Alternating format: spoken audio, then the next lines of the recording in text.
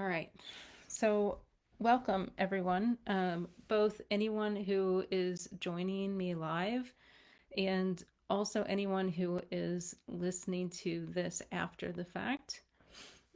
I really appreciate it. um, okay, I actually do see comments now. There we go. Awesome. It is working. Yay. Okay, so yes, welcome everyone. I really appreciate you coming to listen to what I have to say. I um, am, first of all, I'm going to try not to talk forever. Sort of have a tendency to do that. So I did make some notes to try and keep me on track. If you see me looking down, that is why. Um, I do know that there are probably going to be people who see this video who don't really know me. So, hi Diane, hi Janie. I'm glad you guys are here. So I do want to start with a brief introduction to who I am. I am Sarah Espinoza SoCal. I'm the human behind Agility Odyssey, where the Facebook page Agility Odyssey, where I've been documenting my Agility Odyssey with my first working Kelpie Zia for the last 7 years. Um, Z is my first agility dog that actually had a career. I had one other dog before her who retired uh, before he even got a novice title. So with Z, I earned my first novice title. I ran in our first national final. We competed at our first tryouts together. And last year we earned our first national level win. So, in short, Z is wonderful, and I will never ever get done thanking her for the part that she's played in making my dreams come true. I think the other thing that's important to know about me is I have been an animal lover basically all my life. I started riding horses when I was 7, and horses were basically my entire life until about age 31 when I abruptly got out of horses and got into dog agility instead. One of the biggest things that I learned from my time in horses was that ribbons and trophies and year-end awards, all of those things are nice, but none of them actually replace having a deep and meaningful connection and relationship with the horse that you ride into the ring. And when I got into agility, I brought that with me. And honestly, that was one of the biggest head starts I think I could have possibly had, was knowing that ahead of time, knowing that from day one, that I was doing this for the relationship I was building with the dog. I was doing it for the way we started to understand each other in a way that I hadn't even known was possible before. And I was doing it for the way that I started to learn and grow as a partner for my dog and how that made me a better human. I bring that perspective to my agility and the decisions that I make for myself and my dogs every day. And I think it's just tremendously valuable. So, today, though, we are here to talk about my second working Kelpie, Spire, who is turning 1 year old tomorrow. So I was sort of joking that this is like her birthday party, even though I don't think it's going to be very much fun for her. um, I, of course, introduced this live to you all as we're going to be talking about raising a high drive, high arousal puppy for agility. So the first thing I wanted to do was sort of paint a picture of what Spire was like as a baby puppy, like the things that I saw right off the bat. So I picked Spire up from her breeder on July 2nd of last year. She screamed so much for the rest of that day and into the night, and I'm talking like into two, like until 2 a.m. um, that I really did entertain the possibility of taking her back to the breeder and just flying home alone. that was far from the last time that I would really wonder if she belonged with me. Just spoiler alert there. um, in in January this year, I was listening to a podcast interview with a parenting expert who introduced the inconvenient truth that babies are born with all the feelings and all of the emotional intensity of an adult and none of the skills to manage those feelings. And when I heard that phrase, I recognized the journey that I have been on with Spire.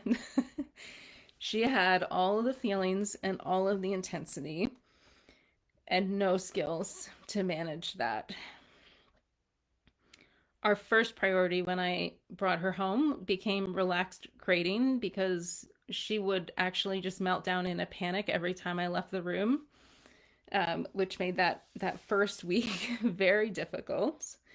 Um, the next priority was that I had to drastically modify my approach to her socialization when it became fairly clear that she could not walk past people or other dogs without wanting to throw herself at them. And if she was unable to access them, she would very quickly start to bark and growl out of frustration. um, which any of you, I'm sure, who have been around in agility know that when we start to see behavior that we identify as the dreaded R word, reactive, we maybe start having a little bit of fear in our hearts about whether this dog is going to make it in agility. And I certainly did. Spire's behavior towards my other dogs was really inappropriate. And what I mean by that was a combination between just like through the roof, over the top, puppy, obnoxious, like licking and all of that, but also a very intense desire to control and chase and herd.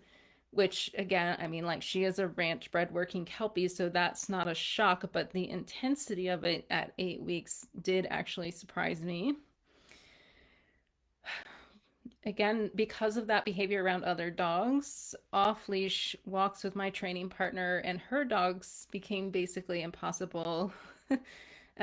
If Spire was off leash, she would obsessively chase the other dogs. And if she was on a leash, but the other dogs were loose, she would just melt down with frustration about being held back. So we had to make a lot of changes to our normal routine. That was very hard, honestly, because there is a reason I do those off leash walks in nature. It's for good for the dogs, it's good for me. And it was very hard to feel like um, Spire was inhibiting our ability to do that. When Spire was 11 weeks old, I sent a video of her in her X pen at bedtime to one of my coaches. That video was her pacing and whining and biting at the bars and trying to climb out the sides.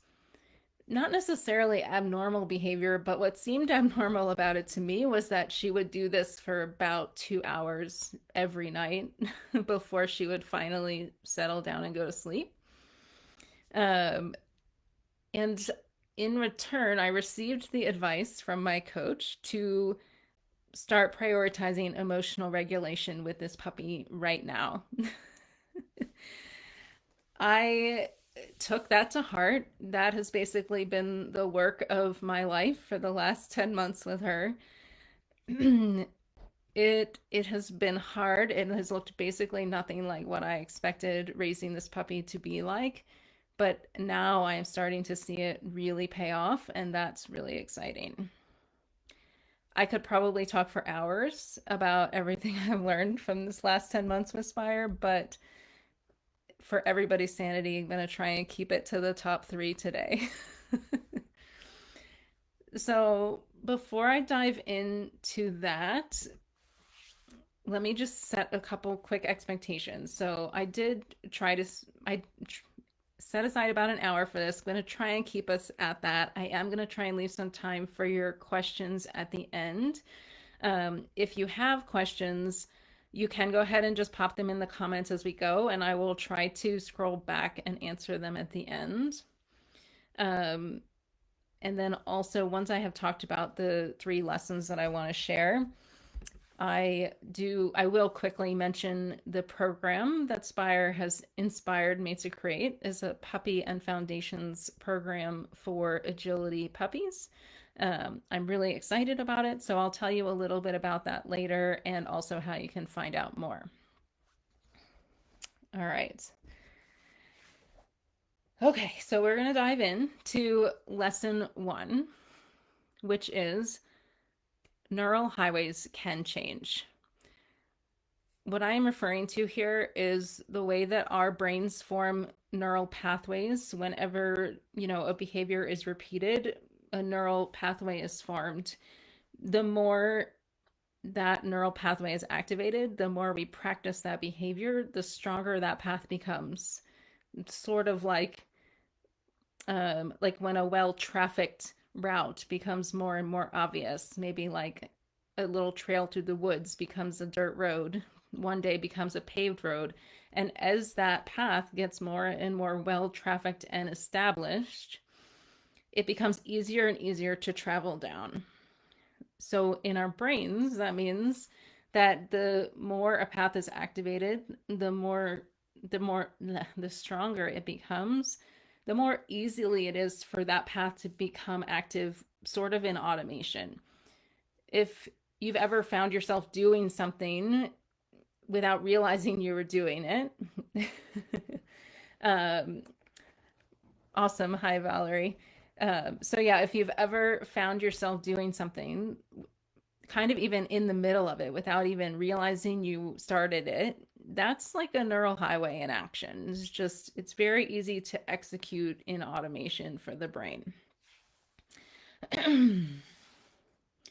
When I raised Z, so this was some years ago, I already then had this awareness that one of my goals with her was not to allow a neural highway to frustration to be established. So even then, as a pretty much almost brand new beginner in agility, I had seen dogs on the agility field that really struggled to think clearly, like the dogs who maybe spin and bark or jump and bite at the handler sort of at a moment's notice, like a little bit of a hair trigger there. Like the moment there's any lack of clarity, they are apt to do that. I would classify that as a neural highway to frustration or over arousal. And I knew that I didn't want that for my puppy. And I also knew that I had acquired like a really nice working bred herding dog with a lot of feelings and tendencies and intensity that could develop that way.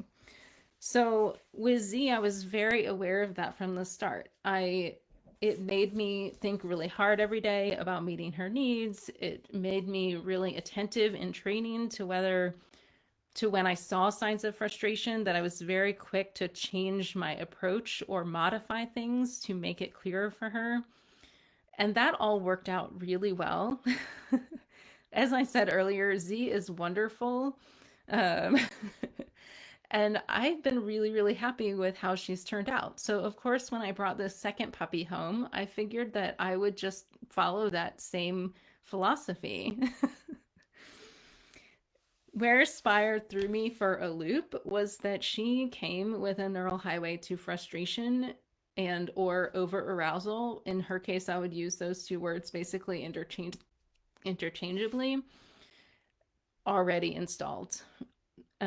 It was so present for her before I even brought her home. I actually did see some behavior with her in her litter at the breeders that already indicated that. She was already sort of running around and barking at her litter mates, sort of screaming at them and trying to control them. So I cannot say that I didn't go into this knowing. But it did become more and more clear as I got to know her better and when I had her home that neural highway was already installed. And what I didn't know then is how how influenceable that might be. I honestly had no idea, like based on all of the stuff that I sort of described earlier when I was describing what Spire was like as a puppy. At that time, I was like, with this as a starting point, I'm not really sure what's possible. Like how how possible will it be to encourage her to be more thoughtful or more patient? Is it possible to undo this? Like, how much of this is her personality, like her temperament? How much of it is a fixed trait, and how much of it is malleable? The science of neural plasticity tells us that nervous systems are absolutely capable of change, especially young nervous systems like a puppy's. But it still, for me, felt like a big unknown. But at the advice of my coach, I committed to doing what I could to allow that neural highway to frustration to fade into disuse. So that is something that we absolutely know happens in human brains, in canine brains. When a neural pathway is not being used, it does lose, it fades. The same as like a path through the forest that isn't getting traffic will eventually become overgrown and harder to find. That was the goal. And that's been a lot of the work that I've done with her in the last 10 months. So I made it my mission to basically teach this puppy the skills of self-regulation. And also, one of the ways that I started to view this was I wanted her to have access to the full spectrum of arousal states. Left to her own devices, what was available to her was like being on fire and eventually becoming exhausted and falling asleep. And I really wanted her to have like everything in between that. Like, absolutely, I want her to be able to be on fire. Like, when I'm running an agility course with her in a couple years, whenever that is, I want her to be on fire. Like, this is part of the reason I acquired a puppy like this, is to have that fire and that high arousal adrenaline junkie personality with a real passion for agility as my teammate. I just realized that it's not healthy for her and it's not enjoyable for me, and nor is it actually terribly functional for an agility dog if that's all they know how to be. So let me talk again. I'm trying to make sure that I don't run forever here. So just to give you an idea of some practical things that I did with her, I took a really unconventional approach to her socialization to start to minimize the frustration she felt about other people and dogs. That meant that I basically focused 100% on neutrality and ignoring and being ignored, and almost 0% on greetings and interactions, which felt very uncomfortable to do, especially when all of your friends are asking when they can meet your puppy. But I'm glad it was the right choice for her, and I can see that more clearly now than I ever did at the time. Um, in training, I really carefully set up my sessions to avoid her getting frustrated, which means I personally, as a trainer, prefer to do a lot of shaping. I do set up my shaping sessions really clearly. I don't want the dog to have no idea what I want, but with Spire, I did do a lot of prompting and luring because any moment of uncertainty was enough that she would start to bark um, and start to get really frustrated. And those are not feelings that I wanted associated with training. Um, every day I asked myself if she was having the opportunity to practice a wide range of arousal states. So I provided outlets for the high arousal activity like off leash running, and toy play, because again, I think that it's important to recognize that that is part of what these puppies are, and they do need an outlet for it. But I also walked her on a long line a lot to make sure that she was smelling things and, digging in the dirt a little bit and learning to walk and or trot. I did a lot of sort of parallel type walks, both with my older dogs and my friends' dogs, so that she was getting a lot of experience in calmly being around other dogs. um, as soon as Z grew interested in running with Spire, which she did eventually, I did allow them to run together because, again, I want to give that outlet for the high arousal needs. But I also made sure to balance that out with a lot of calm time, whether it was chewing on things together in the house or just relaxing near each other. I'm always trying to think with her about a balance of different arousal states and different behaviors every day of her life. I started showing her in every way I could think of that calm self regulation was the key to accessing more exciting activities. So, in training, that looked like every time we would go to the agility field, I would have her walk around and sniff, not only potty, of course, but also I wanted to see that she was really engaged in sniffing and exploring and doing like normal dog activities before I would allow her to access the high arousal agility type activities. That also looked a lot like me sitting like next to my car at a trailhead for 15 minutes, waiting for her to downregulate before we would start on a walk. Um, Basically, at every opportunity, I started teaching her that self regulation was the way that you access the more exciting activities. So, this work required a lot of patience and a lot of commitment. And for the first several months, it was hard to know whether it was actually whether we were actually getting anywhere. But part of the reason I am doing this live now is because Spire is about to be one, and in the last handful of months, I am seeing the signs. I'm no longer wondering if all of this work is worth it. I know that it's worth it. Um, More and more every day, I'm seeing that she is a really nice dog with a really stable temperament and a really actually sociable personality.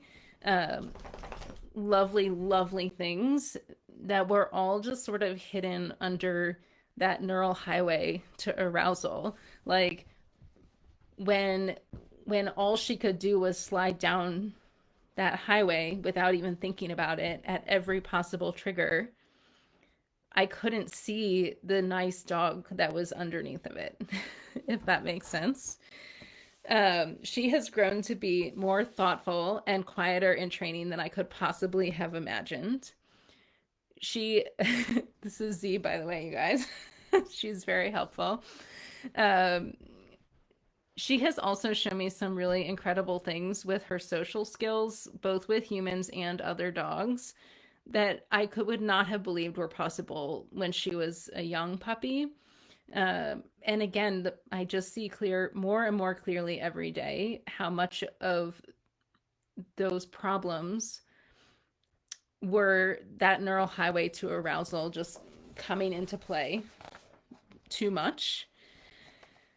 And from this experience, I'm basically taking away the belief that we might all benefit from thinking about this perspective a little bit more when we're raising our agility puppies, like really thinking about giving them the experiences and the opportunities that they need to build stable nervous systems. I think that concept of access to a full range, full spectrum of arousal states is super important. And also building neural pathways that really serve them and us. I think there's a ton that we can do with them in their first year of life to stack the odds in our favor on all of those fronts. But our traditional approach to training doesn't really look at things from that perspective. Okay, now the good news is I'm pretty sure that that was the longest lesson. So we're going to move on to lesson number 2 now. Let me get a drink really quick.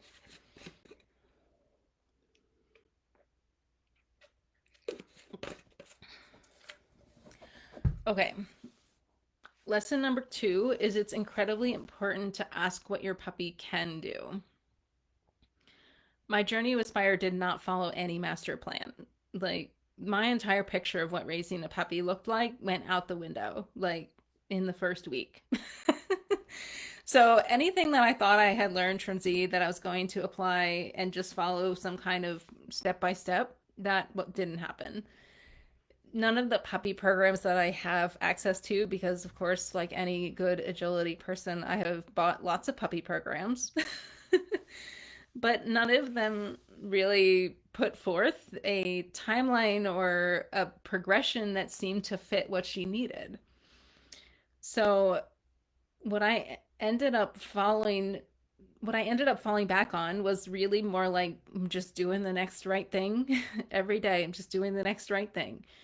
And for that reason, found myself asking all the time, what can she do? In training, it was really, there were a lot of things that would easily trigger Spire's frustration and arousal, that are things that I tend to really rely on in my training. Like a good example is tossed treats. Like throwing a treat was something that would tend to trigger her to go into over arousal. And I toss treats a lot in training. Another thing that really triggered behaviors that I didn't want to see was throwing toys and too much like running or chasing. It was very easy with her to trigger herdy type behavior, and I didn't want to see that stuff getting practiced. So there were a lot of those type of things that I basically just decided to shelf and revisit down the line when she was more mature and potentially more able to process it in the way that I wanted. So without some of those typical training tools and techniques that I fall back on, I again just found myself thinking, okay, like with what we have, what can we do? What I found was that that approach helped me so much with something that I believe is really important, which is that when we're raising young puppies, our priority should be the qualities that we're cultivating in their feelings and their relationship with us and training. So, far more important than the puppy learning any specific skill like a wing wrap, or a restrained recall or whatever. I'm not trying to pick on any particular skill here. Um, but what's more important from my perspective than any specific skill is that we're building a training relationship that is full of clarity, full of cooperation, full of trust, full of joyfulness. Like these are the things that are really important. And we don't always end up creating them when we're not being intentional about that. But guiding myself by that question of what can she do, like what does she have the skills to learn today, actually really helped me stay on course with prioritizing those qualities that are really important to me versus what I see happen far too often, which is that we start to sacrifice those qualities. Like we start to sacrifice clarity or engagement or the joy in the training because there's a specific skill that we feel needs to be trained today, whether that's because it's like the next one on the checklist in some program that we're following, or just because we have some idea that the agility puppies should be able to do this by this age. And sort of without knowing, I actually found that focusing on that one question, like what can she do and what does she have the skills to do, really helped put my mind in the right place in terms of deciding what was the right thing to be working on in her training. a little sidebar here. I do think it's important with these very drivey working type puppies that we are doing training regularly, because that is an important part of how we meet their needs. So doing some training, like I did teach Spire wing wraps fairly early on, because with the use of like the two bowl offering game, that was a really nice way, that it was a really good skill that I could do that was super clear. It was a really clean loop, and it helped meet her needs for like an activity that both involved moving her body and thinking with her brain. So yeah. This question, the what can they do, also was super, super important for how I designed Spire's socialization strategy. It became clear very quickly that she couldn't do a lot of the things I would normally do with a puppy, with a young puppy, like going to stores, visiting farmers markets. Now that air travel is a part of my future plans for a dog, also like a quick trip to the airport, like these are all things that I would have done with her if she had been able to handle them. But she made it very clear that she couldn't. So I had to ask that question again. What can she do? That looked like going to a quiet park in the evening instead of to a busy store.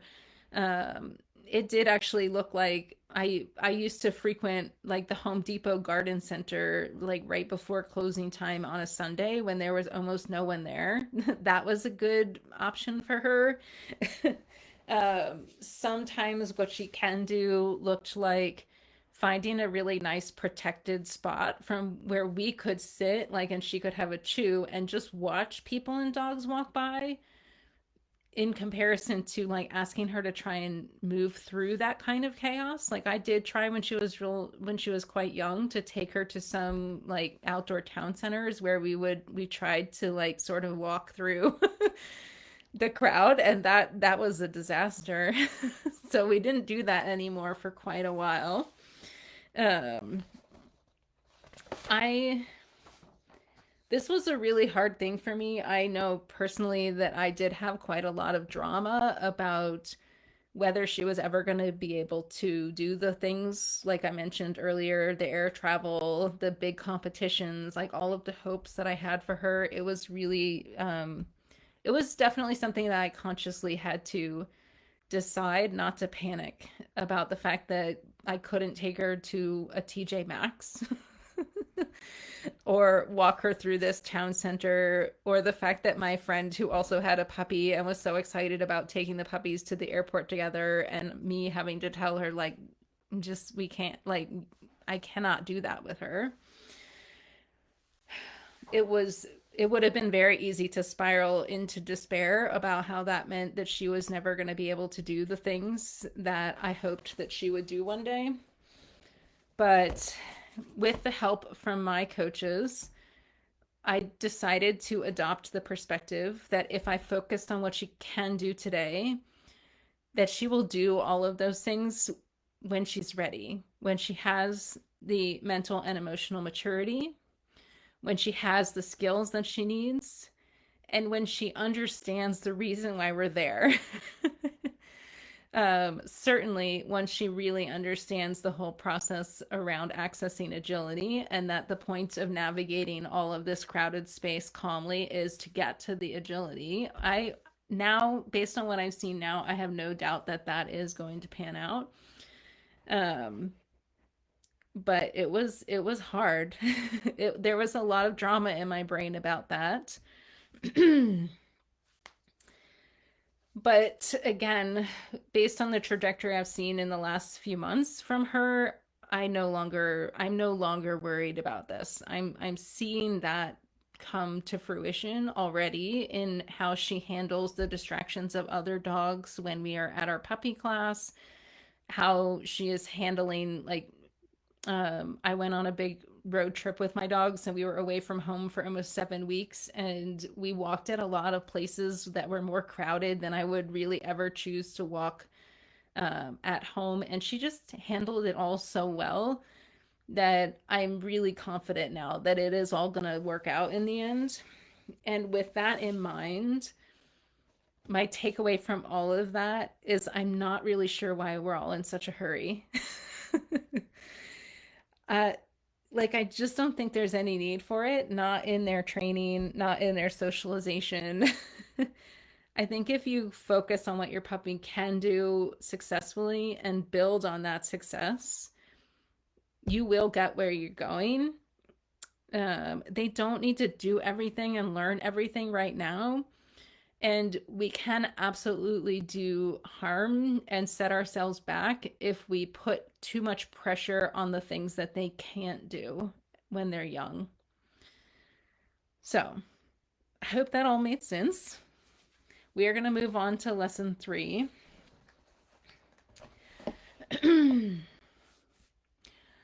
Lesson 3 is be clear on why you're doing this.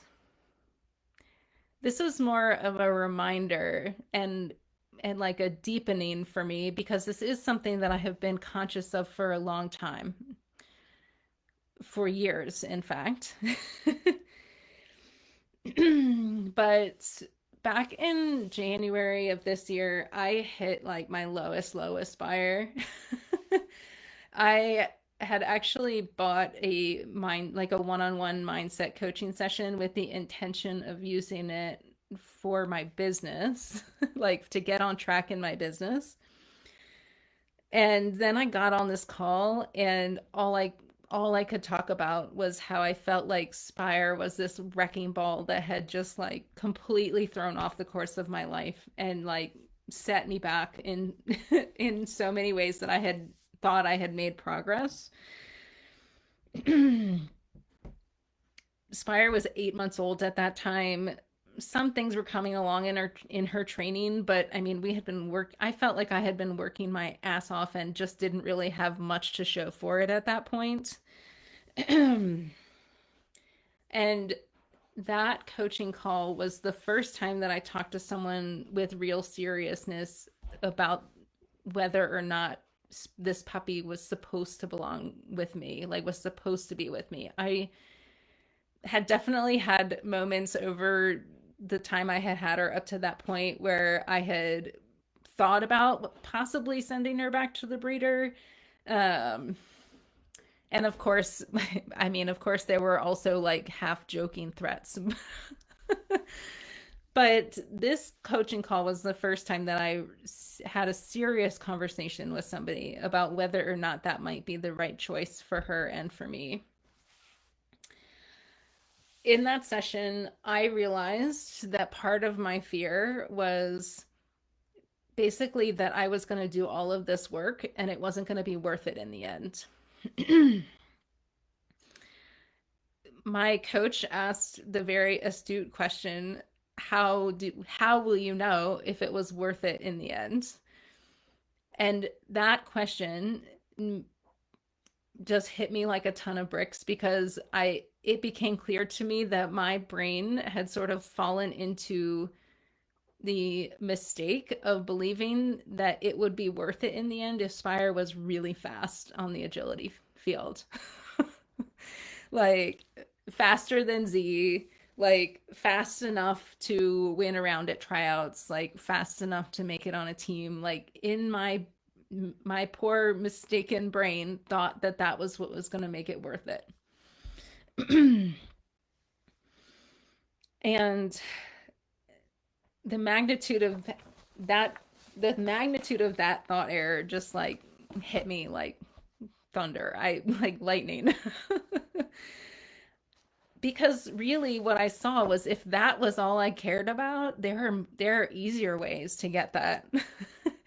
um I have had a few people ask me if this difficulty with a puppy is like correlated to them being amazing on the agility fields. And I'm like, it's not like it's like completely disconnected, but nor is it actually connected. There are plenty of puppies who are much easier puppies, who take to all of this much more easily and are amazing as agility dogs as adults. So what became clear to me was, if that, like that competitive ability in agility was actually all that I cared about, then the right choice would have been to send Spire back to her breeder. There are easier ways to get that. And yet I still didn't want to send Spire back to her breeder. It took me a few days to see what the real answer was. Like, what would actually make this worth it? What is actually aligned with who I am and why I'm doing this and my vision and my values? And what I realized was that the only thing that could make this journey worth it was if I committed to growing from the experience. I really had to admit to myself that this puppy she like triggered me in ways that I didn't realize I was still vulnerable to. Basically, like, I've worked really hard on my emotional fitness with my animals. I started that way back as when I was 18 with my horses. Been working on it for like 20 plus years. And she brought out like impatience and frustration. And I'll just be honest, like a little bit of anger in me, like I had not had or felt in a long time. So what I realized then was that if this journey was all going to be worth it, the way to make it worth it was to open up myself to the lessons she was trying to teach me, to the ways that she was bringing my weaknesses to light, and to really embrace the opportunity to dig into what it would take for me to up level my emotional fitness, for me to become a person who could be more available and more present and more stable for her. I often think the great irony of situations like this is that she needed a lot of work to help her self regulate, and I found it rather annoying when she was unable to at times, when those arousal spikes would happen and she would just lose her mind. And in fact, what that is helping me see about myself is that there is still work for me to do on my ability to self regulate, on my ability to manage my own arousal. And that moment when I saw clearly that that was what would make this worth it, that that was why I'm doing this,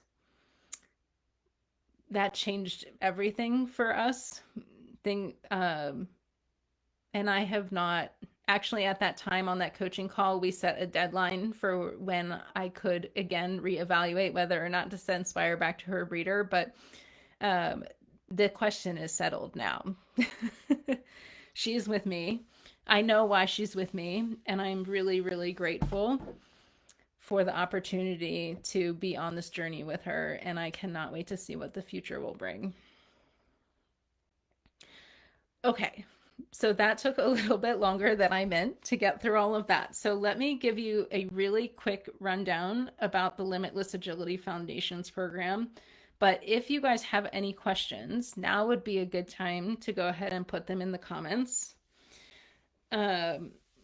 The Limitless Agility Foundations program is a program I'm creating to share my relationship centered perspective on building a foundation for success in agility.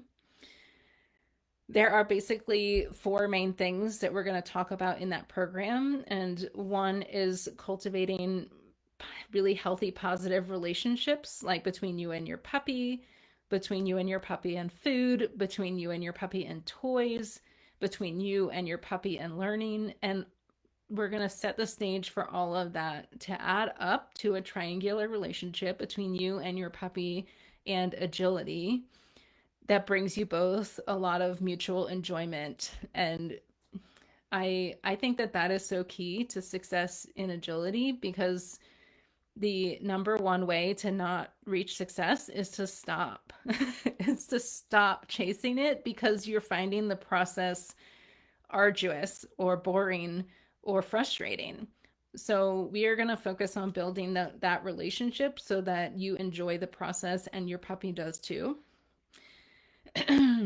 As part of that, we're also going to really work on the mechanics and understanding that you need to make your training language really clear to your puppies so that you can, so it almost feels like you two are having a conversation because that language and the communication you've built up is really, really clear. So they really understand when they've earned reinforcement and why, and you can really use that to help teach them the kind of sophisticated skills that we need in agility today.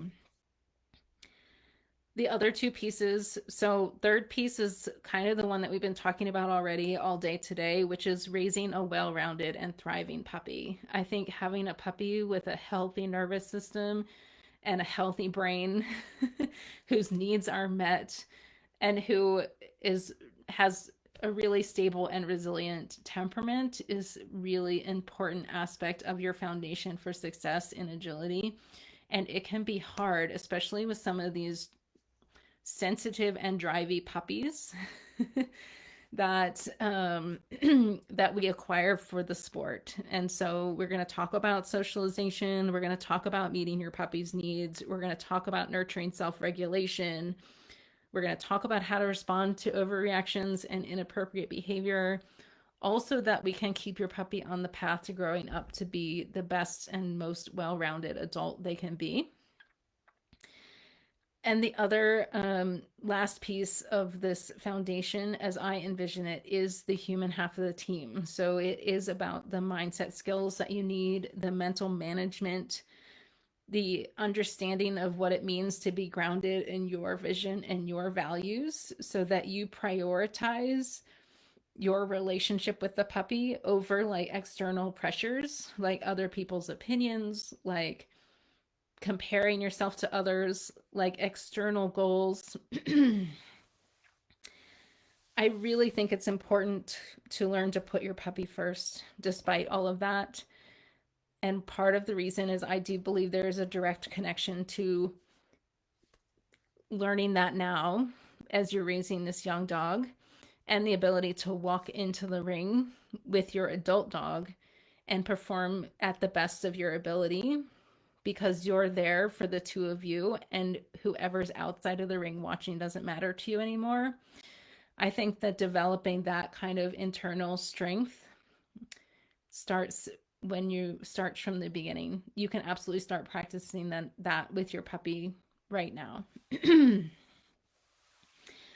Okay, there is a link in the comments here to find out more about the Limitless Agility Foundations program. But if you want to find out more, go to the Agility Odyssey Facebook page. So just search Agility Odyssey on Facebook, and you will find that link. I don't think it's as a pinned post right now. I think this event is the pinned post, but I will change that so that the link to more information about the program is pinned at the top of the page. Okay. And of course, feel free to reach out to me if you have any questions about that. But let me see if I have any questions in the comments. Okay, so yes, Dana asked, would this program be suitable for an adult agility dog that also suffers from some of these high arousal and self-regulation issues? That is an excellent question. So as I'm designing the program, the dogs that I have in mind are anywhere from 8 weeks to a year. But I absolutely do think that if you have an older dog who struggles with high arousal and self-regulation, the type of stuff we're going to work on, especially in the training mechanics aspect, like building that language and the clarity around training, will help you if you have a dog that struggles from high arousal and self-regulation. Also, as part of the program, we are going to be talking a lot about meeting their needs and encouraging that full spectrum of arousal states in daily life. Although it's going to be geared towards, how we would approach that with a young puppy, there will absolutely be stuff in there that would probably help with an older dog as well. let me see. There's another question here. Let me see. Valerie, I'm just reading your comment to see if there's a question.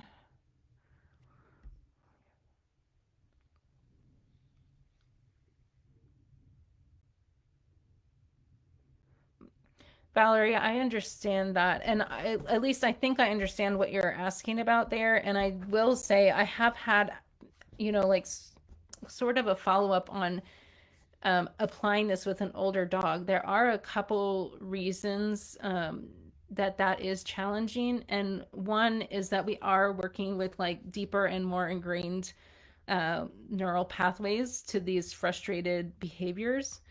Um, it is, so it is true. Nervous systems can continue to change throughout our lives and our dogs' lives, but they are less plastic when we're adults. It is easier to make change in a puppy than it is in an adult dog. So it can be harder to go back and sort of install or work on some of these things at a later age. But the other thing that makes that difficult is if we're already in a stage where the dog's life, where the dog has the skills to trial, it can be really hard to take a break from that. I totally understand that. That requires a lot of hard decision making on our part because, of course, we all do this because we love it and it's hard to take a break from it. And sometimes you really do have to take some steps back to start laying new patterns and building new habits. So that is the reality of it. And Valerie, I hope that clarifies some things. But let me know if you have any follow-up question on there.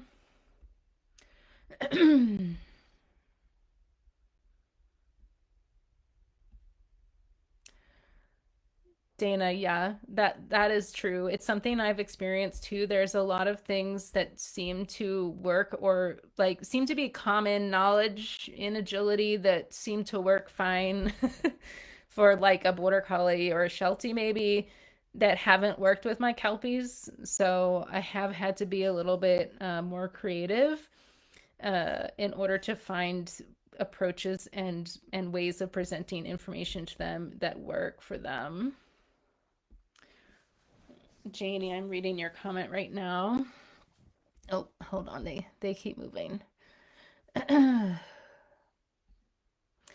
Oh, Janie, that is a hard question because you're not asking about the puppy, you're asking about your husband. Oh no. That I'm not I will say what I can say is if your puppy is really hypersocial, I think that you're absolutely right that you should be working more on neutrality than on greetings.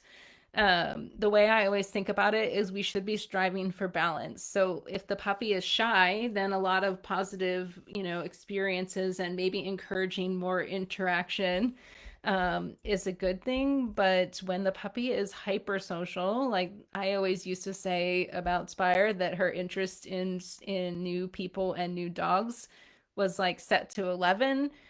And like she's going to be a year old tomorrow. And basically, from like 10 weeks, I have been almost 100% on we ignore, we do not interact. And it's maybe starting to come into a decent balance now. um, yes, and getting the other humans to ignore the dog can be hard too. I absolutely think that telling other people that your puppy has mange is a viable strategy. I will also say I don't know how applicable this advice will be because I know that not everyone has the type of agility trial sites that we have in Northern California. But when Spire was young last summer and I was trialing with Z, we trial a lot in the summer at a park where the agility trial is on one field, and then there's, other fields with soccer, baseball, and whatever going on. So I used to take her to those other fields because nobody ever tried to say hi to her when I went up there. Whereas if I had walked her in through the agility space, like everybody would have wanted to say hi to her. So I I think sometimes there's some things you can do to like choose the right type of environment where people are maybe less likely to try to interact with the puppy. But unfortunately, sometimes we do just have to get good at saying no. I had a few uncomfortable experiences with that with Spire, where I did have to tell perfectly nice and even very polite strangers who asked really nicely if they could say hi. And I did just have to suck it up and tell them that I'm sorry, but no, we are working on neutrality. As far as how to get someone on board with the ignoring of humans. Okay, Janie, clarify for me. Are you asking what's the best way to get the puppy on board with ignoring other humans or your husband? I'm not 100% sure. um, if it's your puppy, the number one thing I would say is just you have to work at whatever distance they need. Whatever distance the puppy needs to be successful, start with that. I think that's what we get into trouble by going too close too quickly and then trying to change their minds with food sometimes. And it's much more effective to just try to find an environment that will allow you to have the distance that you need for that puppy to be successful. And by successful, I mean they might look and think about the other human, but it's not that hard for them to disengage, and then you can reward that disengagement. It's much, much more effective if you are at a distance where you can reward that disengagement versus trying to interrupt the puppy. You are so close that you kind of have to get in there and redirect their attention. No, really, the husband. That is the harder part, unfortunately. I All I can say is if it helps, I am so happy with the stuff that I have seen with Spire's social skills lately, because now that she is through that where people don't trigger like this giant spike of arousal, now that she's had months of just sort of lowering the value of those people to her to where now she can actually approach a person and not be completely out of her mind. What made that all worth it to me is to see other people being able to actually see her for who she is. Like, see her and be able to appreciate how sweet she is and how funny she is instead of just being overwhelmed by like this onslaught of puppy paws and scratching and teeth. So I don't know. Maybe you can take that and try and sell that to your husband. And yes, I see that other comment, and it varies all the time. With puppies, you do have to just be ready to go with the flow, and not be too thrown off by the fact that some days they're more capable than others. Okay, I'm scrolling back to see if I missed anything.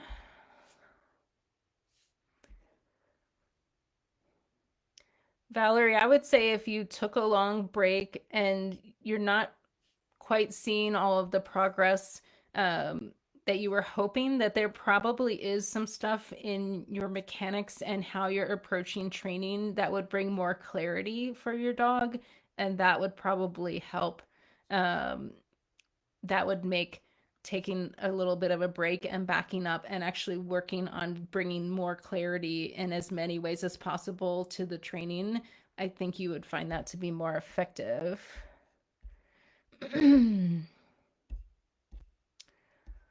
Okay, let me see.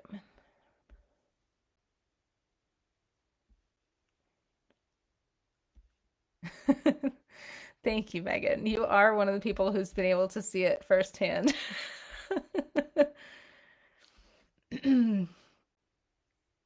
Okay. I okay. I think that's everything. I did have a couple questions that were left ahead of time, but because we've already reached 5 o'clock, I'm gonna go ahead. Erica, these are your questions. I'm gonna go back and answer them in writing for you. And and if I think that's all we're gonna do today. So parting thoughts, thank you all for joining me. I have really appreciated it.